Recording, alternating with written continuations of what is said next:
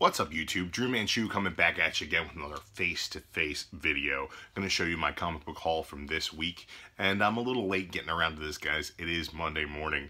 Normally I get these videos filmed at least on Thursday or Friday. Had a really busy week at work. Went and saw Logan Thursday night, so I didn't have a chance to really get this done, but excited to be getting it done for you guys. Now I'm going to start off with a couple of indie titles. I picked up Walking Dead 165. Some really great stuff in this. The cliffhanger is teasing a major death, so be sure to pick up 165, Walking Dead. Consistent book. If you like The Walking Dead, you're going to like this series. Consistently great. Really good stuff, and excited to see where this is going, especially with that cliffhanger. I grabbed Outcast number 25. I also picked up the Image cover swipe for, I think it was Brigade, was the cover that it swiped off of. Again, Robert Kirkman, another great reveal at the end of this issue. So, I mean, this book really kind of fell off for me for a little while there, but definitely came back strong. And I definitely suggest that if you are reading this, make sure you pick up this issue. I grabbed the brand new Rat Queens #1. I had not been reading Rat Queens. They are doing a soft reboot of sorts, so I decided to pick it up. And it was enjoyable, but not really my cup of tea in a lot of ways. I'm not sure if I'll be picking up issue number 2 or not. I've been told that the original Rat Queens series is phenomenal, so maybe I'll go back and read that in trade. But I might pick up this first story arc and see where things lead. After being highly touted on the internet, I went back and picked up an issue of The Old Guard, and it's not bad. The art style was so-so, and the story didn't really grab me at all. Adventure Time number 62. I started picking this book up on a regular basis because the variant covers were so freaking phenomenal, but you know, the stories itself, really good read. If you like the Adventure Time show, you'll like the comics. You got Finn there on the cover with his honey beard made of bees. Really good stuff. Some Marvel stuff, guys. Clone Conspiracy Omega #1. I didn't like how the Clone Conspiracy ended, but this supplement, this epilogue, is phenomenal. I really enjoyed this, and I'd like to see where Amazing Spider-Man is going post-Clone Conspiracy. Doubt I'll be picking up the Scarlet Spider past issue number 1. I'll probably grab that just because it is a new #1, but, you know, Marvel's got me hooked on that. Doctor Strange number 18. Chris Bachalo is back on the art in this issue, which is absolutely phenomenal. Thor shows up to help out Doctor Strange. I like Bachalo's take on Thor. I like that Jason Aaron knows the character of Thor very well because he is writing Thor currently. And I like where this story is going. It's the quest to save Wong, and it ends with the mission being a little bit tougher than they might think it would be. Champions number 6, they're facing off against the Freelancers. Freelancers showed up in the Monsters Unleashed one-shot. We'll be getting more with the Freelancers and the Champions going forward. Mark Waid does a fantastic job writing this story, and but the star of the show here is Humberto Ramos on the art. Really dig this book. Avengers number 5. Again, Mark Waid doing a great job on the story. His Kang the Conqueror story, the time-traveling Avengers, it's more of the same. Mark Waid's been doing a Kang thing for the last 2 runs on the Avengers. But again, the star of the show here is the art, and this is the Mike Del Mundo style of art. I can't explain what he does, but Del Mundo's art is mind-bogglingly beautiful, and there's nothing else like it out there. So I definitely would suggest you guys pick up this first arc of Avengers. Grab Deadpool number 28. This is the first part of Death Do Us Part, which is basically the destruction of his marriage to Shikla I'm excited to see where this goes. I like the character of Shikla and how she interacts with Deadpool. Really excited when they got married and did that whole thing. Very excited again to see how things split up. This is going to be a 6-part crossover event through the pages of Deadpool, Spider-Man Deadpool, and also Deadpool and the Mercs for Money. So be sure to catch up on this. Really good stuff. I also picked up the Venomized variant as well. Mind the glare, sorry about that. But this was the best looking Venomized cover I saw, so I went ahead and picked that up. No hesitation. Shout out to my boy Andrew over at Soma Hobbies. Check out his channel. He wants to see more Star Wars books. I picked up Star Wars number 29. This is Yoda, again, facing off against the Living Mountain. The story is taking place in Obi-Wan's journal, which Luke is reading in the future. Luke ends up on this planet, and things are going to pick up from there. So I would definitely suggest you pick up the last couple of issues, fill yourself into the story. This issue kind of bridges the past and the present, so excited to see where this goes. Some of my DC books are from last week because I did not get a chance to stop at the LCS where I pick up my DC pool. So I got Batman number 18. Batman finally facing off against Bane. I have not been feeling this storyline, but this issue is amazing. This issue actually has a physical altercation between the Bat and the Bane, and it is absolutely stunning.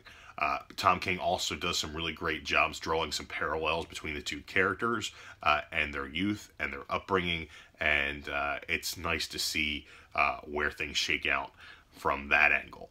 I am excited for the rest of this story arc. I will be picking it up no matter how bad it gets because it is Batman and I read Batman. I watch WWE every Monday, no matter how terrible it is, because that's what I do. Batman is pretty much the same deal. I will be picking this up, but this issue right here is a definite win. This is a 5 out of 5 issue right here. Considering how low I've been on the series for the past story arc, this is definitely a step in the right direction. Teen Titans number 5. Damian and the Teen Titans are facing off against Ra's al Ghul, or Ra's al Ghul, however you want to say it. I say Ra's. Christopher Nolan says Ra's. So, you know, who's right, who's wrong? I think I'm right. But he faces off against his grandfather. The new Titans are successful in their quest, and this is leading into the next arc where the tease is who is the 6th Titan. I had a bit of a conversation online on the Blaster Stash It show this past week about who is the 6th Titan. Trinity seems to think that it's going to be Jaime the Blue Beetle. I'm really hoping that we get a crossover arc with Superboy Jonathan Kent. But, you know, we'll have to pick it up and see what happens. Action Comics number 974. This is Dan Jurgens doing some fantastic stuff with the Superman mythos. The Superman book itself is very, very much centered on character development. The Action Comics is more about the mythos of Superman. This is where did the other Clark Kent come from? Who is he? What is up with that dude? He's creeping on Lois super heavy. He finds out that Jonathan is their son and that the other Superman is his father, and he flips his shit. A couple theories about what's going on here. You see that blue electric right there. There is a theory going around that he is the blue electric Superman. You know, you'll notice that Superwoman Lana Lang has the red electric Superman powers. I've also heard a great theory that he is Superman Prime. And at the end of this issue, he does say, "Oh, I remember it all." And I'm wondering if he didn't really know who he was until that moment. So, no matter who he is, we're going to figure it out. And it's coming down the pipe soon in Superman Reborn, which actually launches in the next title I'm going to show you. Superman Reborn Part 1 shows up in Superman number 18.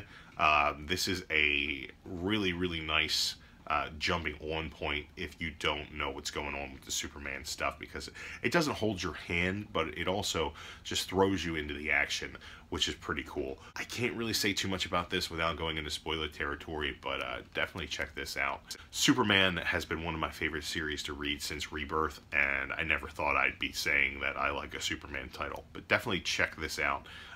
It's worth the price of admission here. And this Superman Reborn story, I believe, is going to be crossing over between Superman and Action Comics, so make sure you're picking up both series. Deathstroke number 13. I've been catching up on Deathstroke, not quite up to number 13 right yet, but does have Raptor in it, and I really enjoyed the Raptor character through the Nightwing series, so I'm hoping that when I get to this, it's very enjoyable. I will be picking up Deathstroke through at least the next crossover arc with the Teen Titans, the Lazarus contract, but like I said, I'm still a couple issues behind on Deathstroke, but I'm excited to get to this one. Detective Comics 951. This is the League of Shadows versus the Bat Family.